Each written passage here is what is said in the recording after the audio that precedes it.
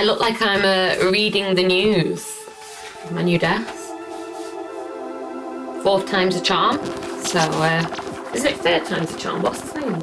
Is it 3rd? Well, this is 4th, so...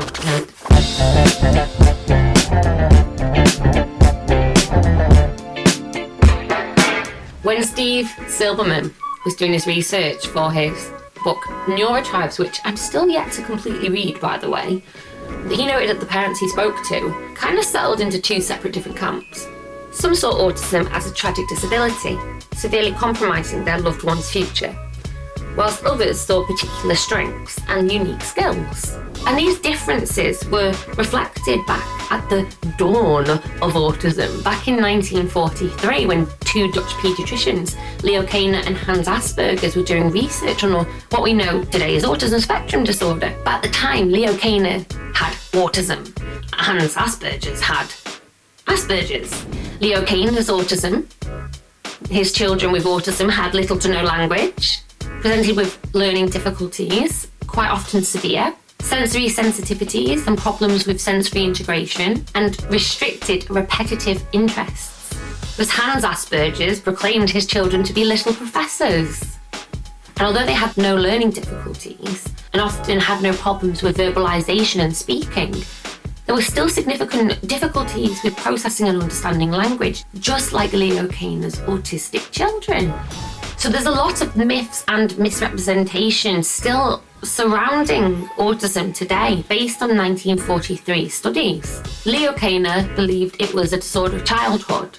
And we simply know that's not the case. We know that autism is a lifelong pervasive developmental disorder. For people who are affected severely, it can affect that person's ability to self-care, such as self-feeding, self-washing, toileting needs, for the rest of their lives in some cases. And this is what Kaner was picking up on. Other pervasive developmental disorders have come to the forefront since then. And for those who don't quite fit the autism or the Asperger's criteria, there's PDD-NOS, pervasive developmental disorder, none otherwise specified. There's autistic savant, high-functioning autism, moderate autism, mild autism, severe autism, there's loads of them. So you have all these different needs, all these different abilities and different disabilities and different identities rolled up and pulled together into autism spectrum disorder. And that's when the topic of representation becomes very difficult, very murky, and I think nearly impossible to achieve. Representation is not possible to achieve, but that's going down philosopher's road, so I'm not going down there. But representation is extremely difficult. My needs and my abilities and my disabilities will be completely different to a lot of autistic people, but also really similar to a lot of autistic people. And autism is still even more confusing, I would say, to the bystander, because we as autistics can't even agree. People are arguing about whether Asperger's should be known as autism spectrum disorder. And I do understand that, like I said in my last episode, saying I have autism or saying I have ASD or autism spectrum disorder, that doesn't reflect or pinpoint my needs and abilities. And when people say, well, why is it important? Why do you want to label yourself? I'm not labeling myself. I'm communicating myself to you. And then you have auties fighting about their autism, saying that their autism isn't being represented. That BBC programme, it didn't represent my autism. And the reason it didn't represent your autism is because it was representing somebody else's autism. Because autism, again, it's a spectrum. Here is what we do know. We know it's not a rare disorder of childhood. We know that 1 in 100 in the UK are estimated to have a diagnosis of autism spectrum disorder. That's 2.8 million people who have autism as part of their daily life. So when people are going on about it, autism, you're like, why are they going on about it? It's because it's part of millions of people's lives. We do know it's a spectrum condition. For me, knowing that it's a spectrum condition means that every time I see someone who doesn't quite reflect my autism, doesn't hurt as much as it used to. It used to sting, It doesn't now, because I know that elsewhere I'll be representing somebody else's autism. That's a nice way to look at it. I think that's a nice way to look at it. We know that autistic children become autistic adults. Yeah. And we know that girls and women have it too. We know that they may present differently from the diagnostic criteria because the diagnostic criteria was based on the observations of boys only. But we do know that boys are more likely to be affected by autism. You know, I think they're 5 times more likely to be affected by autism. However, it's also recognised widely by professionals that female or women's autism is underdiagnosed. We know we have extreme empathy. Hans Asperger's said that his children had no empathy. And what an incredible thing for us to think. It's an incredible thing for us to think that a child or a human can be born with no empathy. Like, I know there's sociopathy, but come on, autism? No. Even though we have emotional difficulties, it's not difficulties feeling those emotions. It's difficulties understanding those emotions, understanding your emotions, reading your emotions. I hate this. I know. I'm sorry. Yeah. Family's hard. Yeah.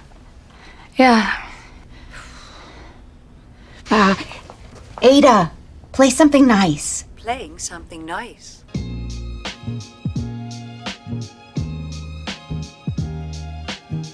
If anything, we have extreme empathy. And I must say, for those who cannot communicate or shut down around people or don't answer in the conventional way, it doesn't mean that they don't have empathy. It means that they may be struggling to communicate it or make sense of it. It's quite likely when you're gone, they'll be crying their eyes out. I feel so bad, I didn't do enough, and you know. So we know that it can be a hidden disability. So for example, with me, I may look okay and I may look fine. I get lots of comments saying to me, and how do you do it? I could never do that. I've even had some people say to me, you're a very good actor, but you're not autistic.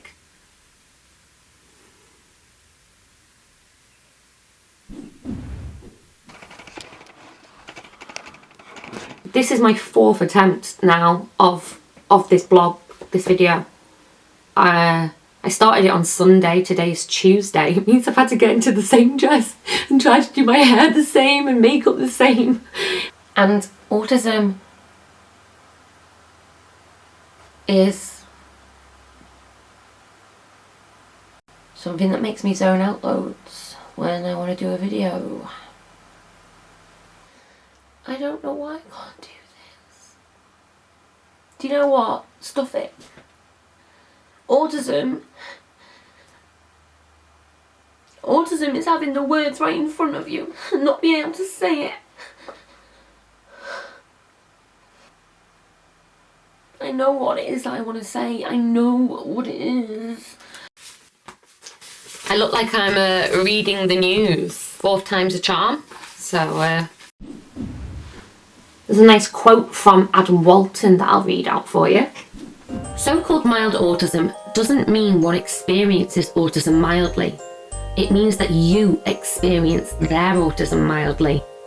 You may not know how hard they've had to work to get to the level they are. You can't tell by looking at everyone that they have autism, but I think there are signs, and I don't think that's anything to be ashamed of. I think it's really comforting when I see other Auties kind of skimming. I know I'm not alone, so we know it's not an epidemic. It is not an epidemic. Please don't believe for a second that you are an epidemic. Makes my nostrils flare. Flare nostrils, I think. And whenever I hear people say to me, oh, it's an epidemic, where's it come from, this autism? Oh, there's like hundreds of thousands of children with autism. I never saw it in my day. Oh, it seems to be spreading, this autism. It drives me a bit insane, because even though that autism came to like public consciousness in 1943, doesn't mean that there wasn't hundreds upon hundreds of years of autism. And in fact, people have used the criteria today to look back.